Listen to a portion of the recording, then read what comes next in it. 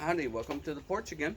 This is Kevin Stoda, and we're going to talk about a sensitive subject that's related to the bigger subject of America's need to have a better healthcare system, one that's less costly, that would lead to less people going bankrupt, less people suffering under weights of humongous bills. And it's a story written by Jonce Evans, whose wife had passed away last year, and it's in Time magazine this week. It's called, and you'll see the picture first. Health consumed by both grief and paperwork. Let's get that straight. Consumed by both grief and paperwork by Jonce Evans. After finding a parking space, I shifted my minivan into park. I sat still for a moment that allowed me to take a breath in relative silence. I checked to make sure the money was still there. 3 crisp $100 bills. It was the week before Christmas. My wife was still dead. Rachel and I married in the fall of 2003. We had 2 children together, a son in 2016 and a daughter in 2018. Rachel died on May 4th, 2019 at the age of 37, 2 weeks before our daughter's first birthday. A half hour before my arrival at the parking lot, I was on the phone with a medical provider to whom I owed money.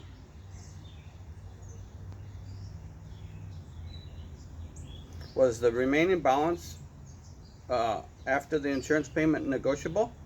The voice on the other end, kind and patient, told me yes, if I paid in cash, it would be $300. So I got the cash and I drove to their office. Grief is a shadow always with me, but I pocketed the grief and pulled out the money. The flash of recognition on the face of the woman behind the desk told me she belonged to the voice on the phone. I handed her the cash. One of her associates asked, "How many kids do you have?" I said 2. He sighed. The woman handed the cash to her associate, who handed one of the bills back to me. "Buy something for the kids," he said. Remember, it was at Christmas time. Today, paramedics, EMTs, nurses, doctors, and pharmacists, nurse practitioners, and others are working around the clock to save people's lives. At the same time, understaffed, overloaded hospitals are run as profit-making businesses instead of as essential components of a social safety net. Yeah, so it's time to have a social safety net, not just for health, but in other facets of society that would support health. And he's a somber critic. Health insurance companies have fractured the billing landscape and obscured the cost. Their employees spend hours helping mourning customers navigate incorrect billing codes and understand their explanation of benefits.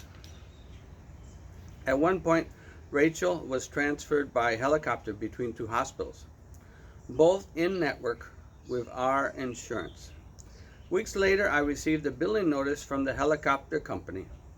It didn't list an amount. I called. The person on the other end was polite, empathetic, and hesitant to reveal the balance, $69,999.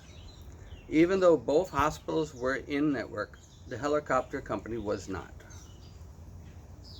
For months, I got notices, each with a little helicopter icon above the step of the process. First, it hovered over an insurance claim denied section. Later, after insurance paid $8,000, I found it over a balance of $61,999 still.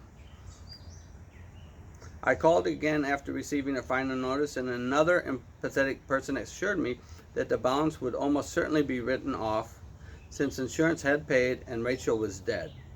I'm still waiting to find out. This is an truly American story. Other countries can't believe it. In the fleeting minutes I have between diaper changes, baths, meals, and stories, my mind churns away at my family's loss. Rachel shouldn't be dead. Some things are wrong and won't ever be right. What can I do now? What can we do? Rachel gathered people together. We're relearning what a privileged gathering is. Perhaps we'll use this new wisdom wisely. While the pandemic has been a reminder of how preposterous the system can be, I'll say how preposterous the American healthcare system is, it's also shown a light on how heroic some of our fellow human beings are. We are also learning what shared grief looks like. And we should use this moment to fix the system that make heartbreaking situations even more unbearable. It's heartbreaking for us to see our children have to stay home during a pandemic, sure. But if a family member is lost, it's even worse.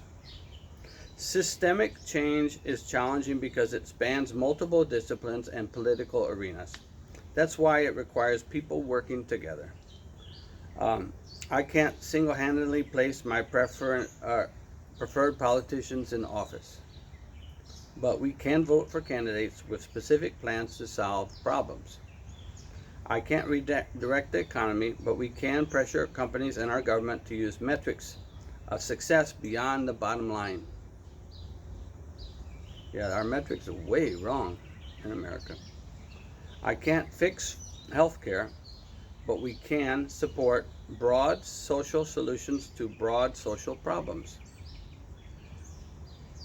I'll say it again. We can support broad social solutions to broad social problems. We must separate criticism of the system from antipathy towards individuals. Yeah, be gentle. We must view others through a lens of radical empathy. This is a change, radical empathy. That means be willing to forgive. We must find meaning outside of our loss. Evans is a writer in Dayton, Tennessee, and I think it's wonderful that Time magazine from June 15th shared this with us. I, like many Americans, have been physically and mentally hindered and much of my life by the American healthcare system. The lack of portability growing up for many years was one of the facets that affected me. It forced me to flee the United States and go to another country and work where healthcare was covered better. Not like in America, if you are a contract worker, in my case it would have been even associate professor at university, you have trouble getting your own health care, good health care. And what if you have a family? What if you face a major loss? What if you can't get the best insurance in the world to cover you before that? This is an important story, and the title is Consumed by Both Paperwork and Grief.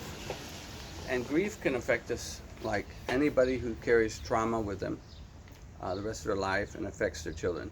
And we need to reduce the trauma in our society. Americans have been asked to carry more and more and more with less benefits, and this has been going on for decades.